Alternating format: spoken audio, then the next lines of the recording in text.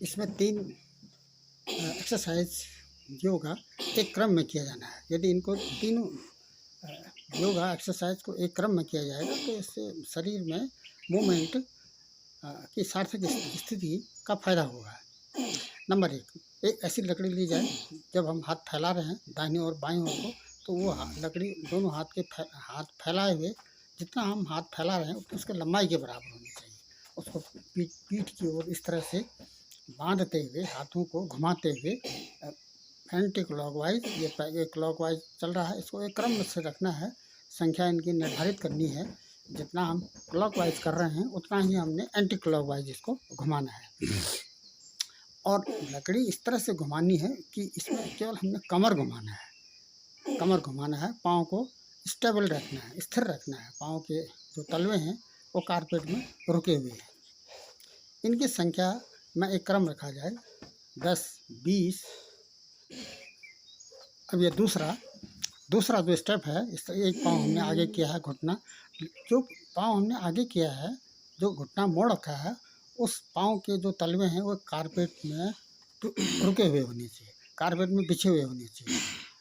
जो आगे वाला पाँव है उसका जो तलवा है वो कारपेट से उठाना नहीं है उसको। और दोनों एल्बो के सहारे और पीछे नीचे की ओर इस तरह से झुकना है कि माथा हमारा कारपेट में टच हो जाए। और जो पाँव हमने पीछे किया है उसको कारपेट में टच नहीं करना है। ये इसमें मुख्य सावधानी रखनी है। तो छोटी सी एक्सरसाइज, लेकिन इसमें सावधानी रखनी है। जब हम नीचे की ओर झुक रहे हैं तो पूरे शरीर को बाईं ओर को बेंड करते हुए, बाईं ओर को जब हम नीचे की ओर जा रहे हैं तो सांस बाहर छोड़ते हुए जानी है, सांस रोकते हुए नहीं जाना है। पहले पूरी पेट की हवा बाहर निकाल लेनी है। और इस तरह से कमर और पाँव के बीच में समकोण बनाते हुए जब हम एक पाँव आगे कर रहे हैं और दूसरा पाँव पीछे है, पीछे जो हमने पाँव किया है उसका घुटना सीधा है, वो पाँव सीधा है। जो पाँव हमने आगे किया है उसका घुटना मुड़ा हुआ है, लेकिन पाँव के जो तलवा है वो कारपेट में बिछा हुआ है, उसको उठाना नहीं है। उसको दाएं बाएं अगर उठा देंगे तो इसकी उपयोगिता नहीं रह पाएगी।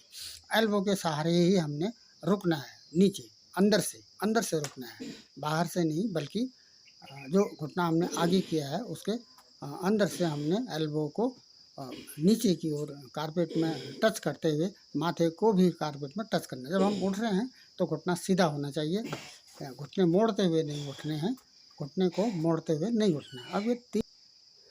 अब ये तीसरा स्टेप, पाँव को इस तरह से सामर्थ्य के अनुसार फैलाना है, आवश्यकता से अधिक भी नहीं फैलाना है। पहले हम हाथ ऊपर करेंगे और ये हाथों में जब हम ऊपर कर रहे हैं, एक बाहर, दूसरे में सेंटर और तीसरे में दोनों पाँव के अंदर, इस तरह से 1, 2, 3।